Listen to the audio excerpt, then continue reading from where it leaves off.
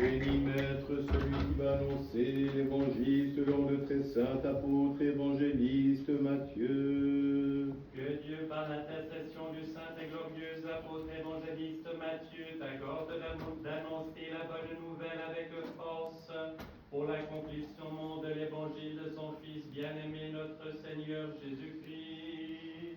Sophia aussi apostolmen conavion evangelion. Paix à tous. Et à ton esprit. Lecture du Saint Évangile selon saint Matthieu. Gloire à toi, Seigneur. Gloire à toi. En ce temps-là, comme Jésus arrivait au pays des Gadaréniens, 2 démoniaques sortant d'un cimetière vinrent à sa rencontre. Ils étaient si sauvages que personne n'osait passer par ce chemin. Et voici qu'ils se mirent à crier: Que nous veux-tu, Jésus, Fils de Dieu? Es-tu venu ici pour nous tourmenter avant le temps? Or il y avait là, à quelque distance de là, un grand troupeau de porcs en train de paître. Les démons implorèrent Jésus en disant: Si tu nous expulses, envoie-nous dans ce troupeau de porcs. Jésus leur dit: Allez-y. Ils sortirent donc et s'en allèrent dans le troupeau de porcs. Et voici que du haut de l'escarpement, tout le troupeau se précipita dans le lac, où il périt sous les flots. Les gardiens prirent la fuite et s'enfurent en ville raconter toute cette affaire, ainsi que la guérison des possédés. Alors toute la ville se porta au-devant de Jésus, et dès qu'ils le virent, ils le prièrent de quitter leur pays. Et Jésus s'embarqua pour traverser le lac et revenir dans sa propre cité. Gloire à toi, Seigneur. Gloire Et à à toi qui es toi. et à ton esprit.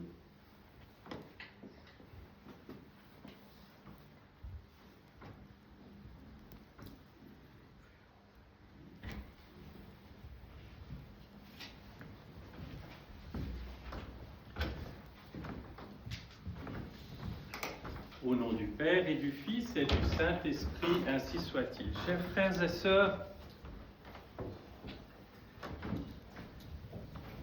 nous sommes gratifiés d'une énorme grâce, d'une immense joie en vérité. Dans la réalité humaine qui est la nôtre, qui est une réalité de chute, nous observons nos propres vies, nous voyons à quel point nous sommes éloignés de ce qui pourrait être beau, de ce que naturellement nous sentons être notre place, c'est-à-dire cette nostalgie du ciel qui est la nôtre. Eh bien, il nous est donné un cadeau immense, je le disais, une grâce, un don immense. Et cette grâce, ce don immense, c'est l'Église. Le Seigneur, voyant la chute de nos premiers parents, s'est précipité du ciel pour nous sauver. Il a préparé, comme vous le savez, avec une très grande pédagogie, en respectant toujours la liberté de l'homme, le mystère de l'incarnation, c'est-à-dire qu'il s'est fait homme tout en restant Dieu. Il a uni la nature humaine à la nature divine en sa personne. Il a vécu parmi nous. Il a essayé de nous faire comprendre ce qu'est la vie céleste. Et nous venons d'entendre dans l'Évangile, il a guéri, délivré 2 possédés, une véritable terreur que ces 2-là menaient sans doute. Et les gens, à la fois sans doute les proches ont dû être heureux de cela, Mais en même temps, et l'Évangile est très précis là-dessus, on prie le Seigneur de s'éloigner de ce lieu, de s'éloigner de cette ville, parce qu'ils ont perdu leur troupeau de porcs. Et on pourrait dire ils ont perdu leur gagne-pain, c'est pas rien. Mais cela montre et cela signifie l'échelle de valeur. La valeur de l'immortalité, de l'éternité et de ce qui est passager. Et c'est quelque chose de très fort ici. Ils perdent leur gagne-pain. Mais cela révèle quelque chose de plus profond. Qu'est-ce que nous aimons par-dessus tout dans notre vie quotidienne? Est-ce quelque chose, fût-il légitime, aimer son métier, avoir le souci de pouvoir gagner sa vie, ou le Seigneur? Et s'il nous faut choisir, que va-t-on choisir? Et le Seigneur, dans cet exemple-là, nous montre très clairement le choix qui nous est proposé. Et en même temps, ça n'est pas vous me choisissez contre autre chose, mais nous voyons dans cet acte un acte de miséricorde de Dieu qui a la délivrance de ces deux personnes. La vie humaine vaut-elle pas plus que tout le reste? Et c'est justement pour la valeur humaine que le Seigneur est venu, pour la rendre à l'humanité déchue. Et c'est pour ça que nous avons l'Église, par le baptême, par notre chrismation, par l'activité du Saint-Esprit en nous, la vie divine nous est rendue. Nous devenons participants de la vie divine. Et comment cela peut-il se vivre concrètement? Nous avons nos difficultés, nous avons nos souffrances. Eh bien, par une remise totale de nos personnes dans celle de Dieu. Il faut que la vie divine prenne le dessus en nous.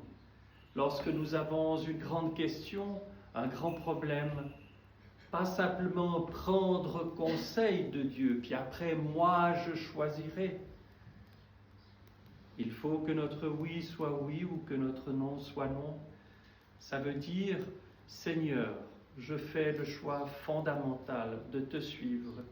Je te donne tout, malgré mes faiblesses.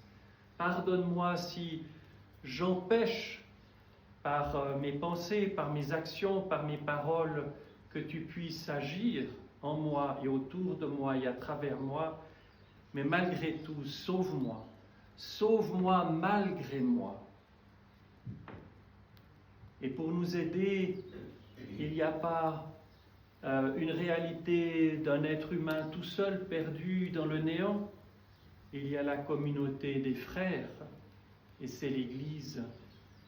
Ce sont tous ceux avec qui nous nous retrouvons lorsque nous allons à l'Église.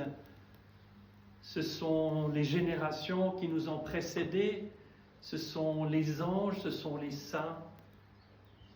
Et cette vie-là nous est communiquée dans un lieu en particulier, qui est l'Église, le temple, le lieu de l'adoration, le lieu où nous communions à la vie divine.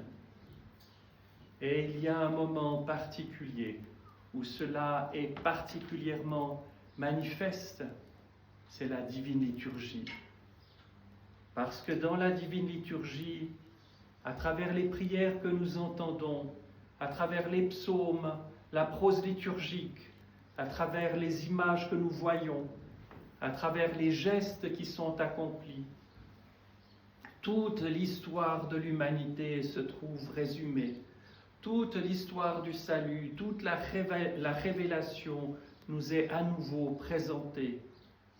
Et nous sortons de nous-mêmes, même si nous sommes pécheurs, même s'il y a des empêchements à l'intérieur de nous pour voir clairement encore le ciel. On est dans le déjà et le pas encore, et pourtant, il nous est donné de communier à la vie du ciel. Et lorsque vous voyez le prêtre habillé comme il est, il ne l'est pas habillé pour manifester un quelconque orgueil, il est habillé de la sorte pour symboliquement manifester la présence du Christ au milieu de l'assemblée des fidèles, des chrétiens. Il est avec vous et ensemble, il est placé à la tête du troupeau qui se tourne vers Dieu et l'adore. L'autel de la terre et l'autel du ciel, au moment de la divine liturgie, tout particulièrement, sont unis. Et toutes les prières que le ou les diacres élèvent en votre nom devant le trône de Dieu sont entendues.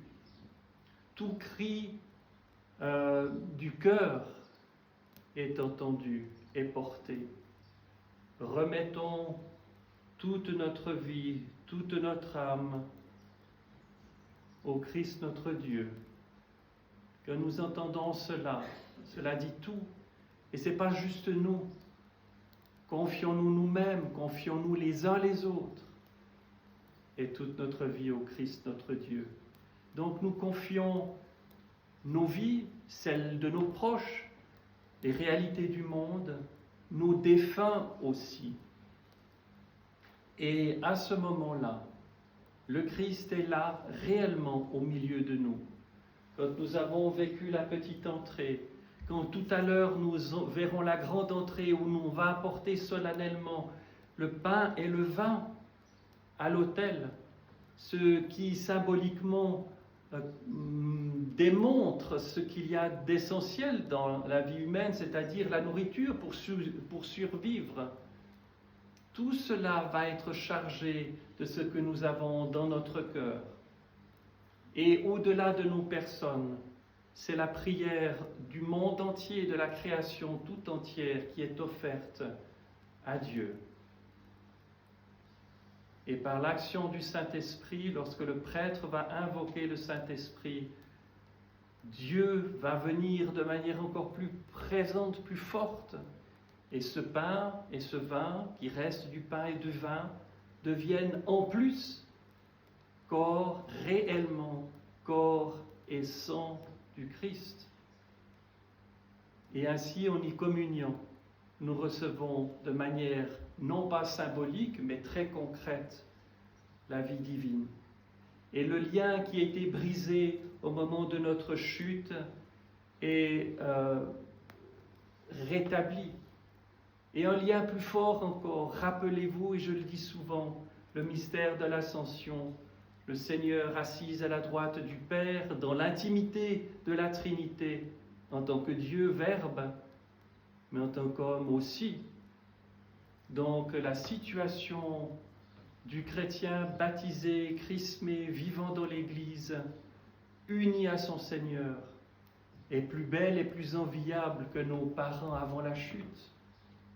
Alors oui, quand nous aurons communié au corps et au sang du Christ, et il faut en être conscient, il faut s'y préparer avec beaucoup d'attention, beaucoup de respect et de crainte. Et je vous rappelle que la crainte de Dieu n'est pas la peur de Dieu, mais le respect nourri par l'amour céleste, parce que c'est l'amour de Dieu qui nous fait connaître par la grâce du Saint-Esprit toutes choses. C'est Dieu qui se fait connaître à nous et qui fait de nous ignorants que nous sommes des savants du ciel, des vrais savants, au sens de la vraie sagesse. Alors oui, nous allons retourner vers le monde, nous allons vivre avec les croix que nous portons tous, nos passions qui se sont enracinées avec les années, qui nous brûlent de l'intérieur. Mais il ne faut jamais oublier qu'il y a un deuxième feu qui est beaucoup plus beau, beaucoup plus grand. C'est celui, encore une fois, de l'amour de Dieu qui doit embraser notre cœur. Alors oui, nous sommes à l'Église, accablés sans doute par toutes nos difficultés ou souffrances, mais il faut qu'en sortant de cette Église, après, pour la plupart d'entre nous, avoir encore une fois communié au corps et au sang du Christ, eh bien, être rempli de joie et d'enthousiasme, avoir un regard plein de vie. Et oui, nous retournerons vers notre réalité, mais cela nous aidera à lutter mieux et ainsi, petit à petit, tout malade chronique que nous sommes, à progresser et à être guéris définitivement. Et tout cela ne dépend pas de nous, cela dépend de la grâce de Dieu. Alors oui, nous sommes rien du tout, nous sommes en dessous de tout.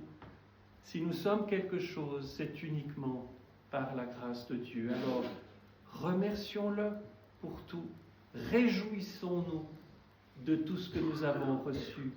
Et si Dieu le veut, si nous avons cette humilité, cette simplicité de cœur, réjouissons tous ceux que nous rencontrerons dans les jours à venir. Au nom du Père et du Fils et du Saint-Esprit, ainsi soit-il.